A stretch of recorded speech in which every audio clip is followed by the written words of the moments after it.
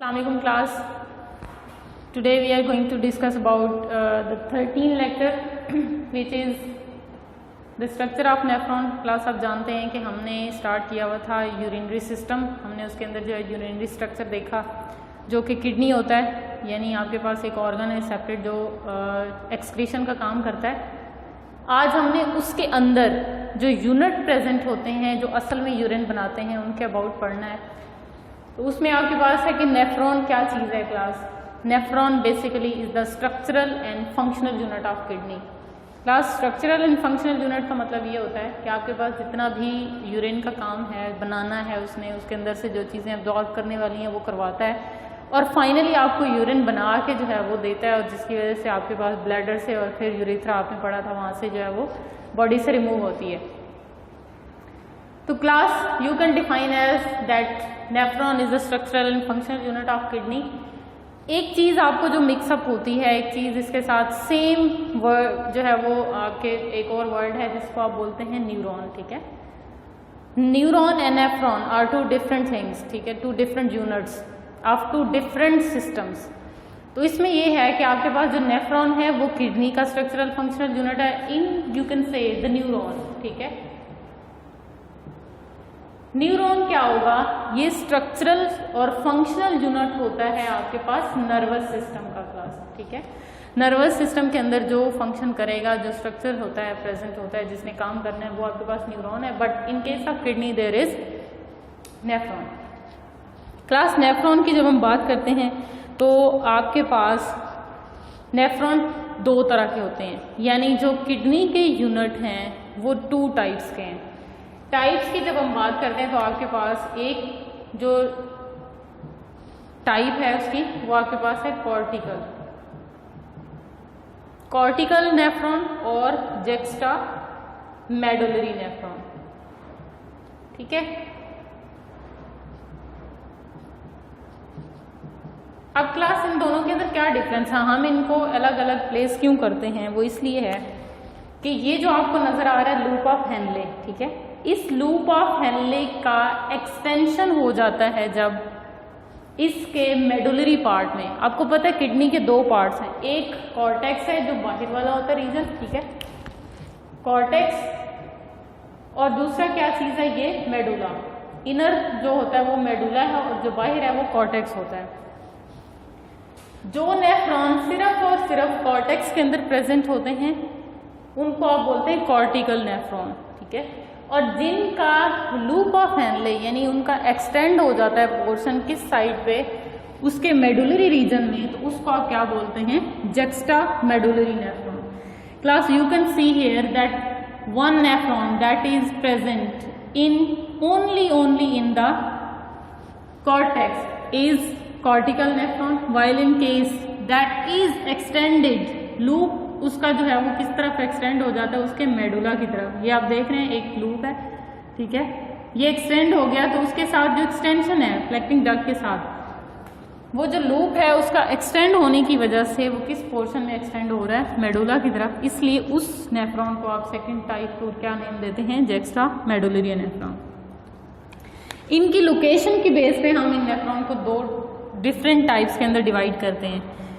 एक कॉर्टेक्स में प्रेजेंट है अगेन, और दूसरा आपके पास क्या है जो मेडुला के अंदर भी एक्सटेंड हो जाता है नेफ्रॉन, उसको आप बोलते हैं जेक्स्ट्रा मेडुलरी नेफ्रॉन. क्लास अब नेफ्रॉन की टाइप्स तो आपने देखी, दो टाइप्स होती हैं, उनकी लोकेशन के बेस पे हमने डिवाइड कर दिया उनको. Now question is what is nephron itself, उसके क्या स्ट्रक्चर्स हैं, उसके अंदर कितने पार्ट्स होते हैं. तो बेसिक आपके पास क्या है, nephron is divided into two different parts. Number one is renal corpuscle and second one is renal tubule. Class corpuscle का वर्ड जहाँ पे आता है उसका मतलब है आपके पास कंपोनेंट, ठीक है, फ्रेगमेंट्स, उसको आप कार्पसल बोलते हैं. तो रीनल कार्पसल इसलिए बोला जाता है क्योंकि रीनल का वर्ड रिलेट किया जाता है विद किडनी. जहाँ भी आपके पास रीनल का वर्ड आएगा, चाहे वो आर्टरीज हैं चाहे वो आपके पास वेन्स आती हैं, तो रीनल आर्टरी रीनल वेन के साथ उसको लिखा जाता है. तो आपके पास जो रीनल कार्पसल है that is further consist of Bowman's capsule and other is glomerulus. Class Bowman capsule and glomerulus क्या है कि आपके पास जो यहाँ पे आपको एक फिगर दिखाई गई, इसमें आपके पास एक बॉब शेप है, ठीक है, इस बॉक्स शेप को आप बोलते हैं बोमेन कैप्सूल। ठीक, बोमेन कैप्सूल क्यों बोल रहे हैं? कैप्सूल होता है जो हर साइड से सराउंड कर रहा है, उसके ऊपर एक लेयर बनाता है। बोमेन क्यों बोलते हैं? यहाँ पे एक साइंटिस्ट था सर विलियम बोमेन, ठीक है, जिसने सबसे पहले इस यूनिट को, इस पार्ट को आइडेंटिफाई किया था, डिस्कवर किया था। उसके ऑनर की बेस पे इसको नाम दे दिया गया स्ट्रक्चर को बोमेन्स कैप्सूल। अब इस बोमेन कैप्सूल को जब आप काट के देखते हैं, इसका अल्ट्रा स्ट्रक्चर देखते हैं लॉन्गिट्यूडनल सेक्शन के साथ, तो आपको कुछ ऐसे नजर आता है कि ये बोमेन कैप्सूल है सारे का सारा, और इसके साथ ये है ग्लोमेरुलस। ठीक है, ग्लोमेरुलस क्या चीज है? You can define that tuft of capillaries. ठीक है, गुच्छा होता है कैपिलरीज का जो अंदर प्रेजेंट होता है बोमेन्स के अंदर। ये इसका ल्यूमन है, ल्यूमन होता है खाली जगह, ठीक है, एम्प्टी स्पेस। उस ल्यूमन के अंदर ये प्रेजेंट होती है tuft of capillaries, tuft of capillaries known as glomerulus. ठीक है,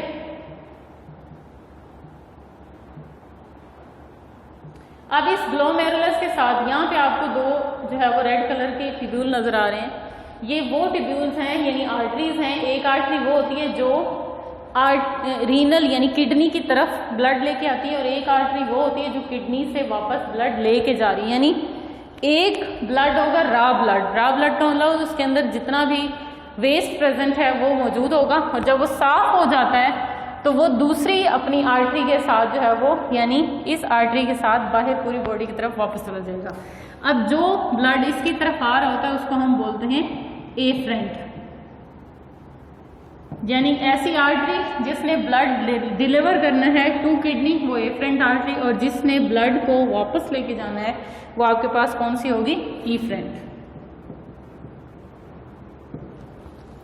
नाउ रीनल कार्सल क्या चीज है आपके पास? कंसिस्ट होता है टू स्ट्रक्चर्स पे। रीनल कार्सल को कैसे डिफाइन करेंगे? It is defined as it is a filtering unit. ठीक है, filtering unit, filtering components of kidney.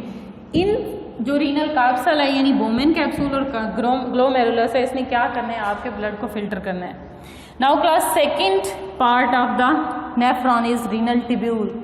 ये क्या चीज होगा? किडनी के अंदर जो नेफ्रॉन है उसका वो स्ट्रक्चर जो सारी की सारी ट्यूब्स पे प्रेजेंट होता है, यानी ट्यूब्यूल होगा पूरा। उसके अंदर क्या होगा? PCT which is proximal convoluted tubule, loop of Henle, then आपके पास डिस्टल कन्वोल्यूटेड ट्यूब्यूल, और लास्ट पे आपके पास क्या है? कलेक्टिंग डक्ट होगी। ये सारे के सारे ये ट्यूब्यूल्स होते हैं, और इस पूरे स्ट्रक्चर को आप क्या बोलते हैं? Renal tubule. नाउ क्वेश्चन ये है कि प्रॉक्सिमल और जो डिस्टल है वो हम क्यों बोलते हैं? प्रॉक्सिमल इसलिए बोलते हैं, क्लास पहले भी आपको बोला था, जब पॉइंट ऑफ रेफरेंस आप किस चीज़ का लेते हैं तो जब पॉइंट ऑफ रेफरेंस के करीब होती है कोई चीज़ तो हम उसको प्रॉक्सिमल कंसिडर करते हैं, और अगर वो उस पॉइंट ऑफ रेफरेंस से दूर है तो हम उसको डिस्टल जो है वो बोलते हैं। लेट्स सपोज कि आपके पास ये फिंगर्स हैं, ठीक है, हैंड के जो फिंगर्स हैं, आप पॉइंट ऑफ रेफरेंस लेते हैं आपके पास शोल्डर, तो जो फिंगर्स हैं these are distal to shoulder, ठीक है, शोल्डर से दूर हैं। बट अगर सेकेंड पॉइंट आप देखते हैं तो आपके पास है आपका रिस्ट। अब जो रिस्ट है वो नियर टू है शोल्डर, तो इसलिए आप बोलते हैं wrist is proximal to shoulder while the fingers are distal to shoulder. तो पॉइंट ऑफ रेफरेंस के करीब जो चीज होती है वो आपके पास क्या होगी? प्रॉक्सिमल, और पॉइंट ऑफ रेफरेंस से दूर होगी तो वो होगी डिस्टल। ट्यूब्यूल एक ही है। अब इसके अंदर एक और चीज है कन्वोलेटेड। क्लास ट्यूब्यूल जो है, अगर आप देखें एक ट्यूब है, सीधी है, स्ट्रेट है, इसके अंदर कोई बल नहीं है, तो ये स्ट्रेट ट्यूब्यूल है।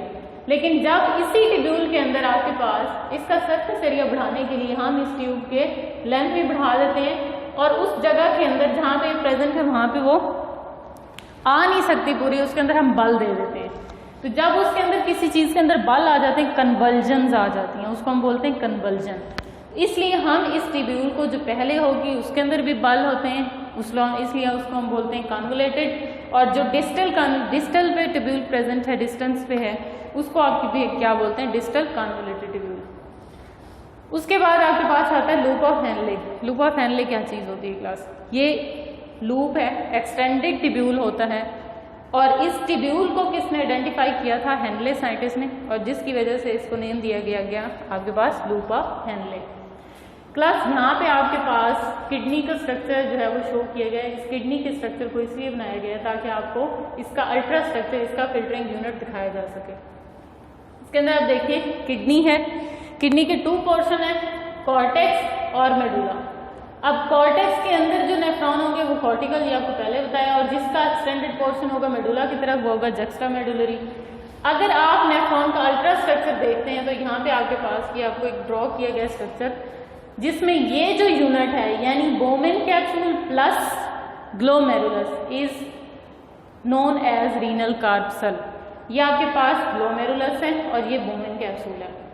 उसके आगे आप देखें तो ये आपके पास एक टिब्यूल है जो कन्वोलेटेड टिब्यूल है।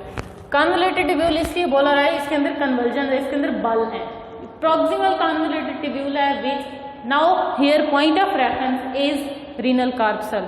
मीन्स कि ये आपके पास जो बोमेन कैप्सूल है उसको आपने लिया पॉइंट ऑफ रेफरेंस, और बोमेन कैप्सूल के साथ जो टिब्यूल प्रेजेंट है उसको आपने बोला proximal convoluted tubule. Proximal convoluted tubule now extended to a loop, ठीक है, लूप की फॉर्म में एक्सटेंड होती है और इसको आप बोलते हैं, इस लूप स्ट्रक्चर को इसको बोला जाता है loop of Henley. Class loop of Henley के 2 लिम्ब्स होते हैं। लूप ऑफ हेनले के 2 लिम्ब्स कौन कौन से होते हैं? जब ये आपके पास loop of Henle ascending limb है, सॉरी डिसेंडिंग लिम्ब है। डिसेंडिंग और असेंडिंग का क्या चीज होती है?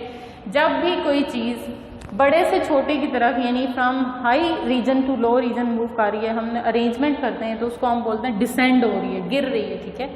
और जब वो बेसिक से यानी स्मॉलर वन से लार्जर वन की तरफ जाएगी फिर हम उसको बोलते हैं असेंड हो रही है यानी अपर एरिया में जा रही है। इट मीन्स कि आपके पास जो लिम्ब आपके पास जो नेफ्रॉन का है डिसेंड हो रही है यानी डाउनवर्ड उसकी डायरेक्शन होगी, उसके अंदर जो भी मटेरियल है उस लिम्ब को हम नेम देते हैं डिसेंडिंग लिम्ब। और जिस साइड पे लूप ऑफ हेनले में जो फ्लूइड उसके अंदर मूव कर रहा है, जो फिल्ट्रेट मूव कर रहा है, उसको ऊपर डायरेक्शन में मूव कर रहा है, इसलिए हम उसको बोलते हैं असेंडिंग लिम्ब। क्लास उसके बाद एक स्ट्रक्चर है जिसको बोला जाता है DCT यानी distal convoluted tubule. Class distal convoluted tubule क्यों बोला जा रहा है? Because point of reference is the Bowman capsule. Bowman capsule से डिस्टेंस पे ये कन्वोलेटेड टिब्यूल प्रेजेंट है, इसलिए इसको बोला जाता है डिस्टल कन्वोलेटेड टिब्यूल। यानी आप कह सकते हैं ये स्टार्ट वाले टिब्यूल्स हैं और ये लास्ट टिब्यूल है। तो डिस्टल कन्वोलेटेड टिब्यूल के बाद एक और चीज आपके पास आती है, वो है एक डक्ट जिसको नाम दिया जाता है कलेक्टिंग डक्ट का। कलेक्टिंग डक्ट क्या होती है? जो जितनी भी यूरिन बन रही है, जितनी भी इसके अंदर ये जो आपके पास ये हैंगिंग पोजीशन में ये चीज़ें आपके पास दिखाई गई हैं, ये इस चीज़ को शो कर रही हैं कि एक कलेक्टिंग डक्ट के साथ ढेर सारे नेफ्रॉन अटैच हो सकते हैं। लाइक यहाँ पे भी एक नेफ्रॉन अटैच है, यहाँ पे भी उसका डिस्टल कन्वोलेटेड टिब्यूल और का है, यहाँ पे एक और होगा। तो आपके पास जितने भी एक टिब्यूल होती है, एक कलेक्टिंग डक्ट होती है, उसके अंदर ढेर सारे जो है नेफ्रॉन अटैच होते हैं और सब ने जितनी यूरिन बनाई है वो सारी इस कलेक्टिंग डक्ट के अंदर जो है वो अक्यूमुलेट होती है और एट द एंड वहाँ से ये लास्ट वाले पोर्शन यानी किडनी के कौन से पोर्शन में इकट्ठी होगी, यहाँ पे आपके पास प्रेजेंट होता है हाइलस, ठीक है, और यहाँ पे कम्युलेट होकर पेल्विस रीजन से यूरेटर से बाहर चली जाती है। ये आपको जैसे यहाँ पे ये एरिया जो है वो फ्री दिखाया गया, इसके अंदर यूरिन सारी की सारी नेफ्रॉन के अंदर इकट्ठी होगी और यहाँ से फिर वो ब्लैडर के अंदर मूव कर जाएगी और फिर आपकी बॉडी से वो सारी की सारी बॉडी से रिमूव आउट हो जाएगी। क्लास आज का लेक्चर था स्ट्रक्चर ऑफ नेफ्रॉन के लिए। अगला लेक्चर जो है वो इसके फंक्शंस को डिस्कस करेंगे कि जो आपके पास नेफ्रॉन है उसके डिफरेंट स्ट्रक्चर्स हैं, उनका क्या क्या काम होता है, एब्जॉर्प्शन है, क्या चीज़ है, वो हम अगले लेक्चर में डिस्कस करेंगे। तब तक के लिए अल्लाह हाफिज़।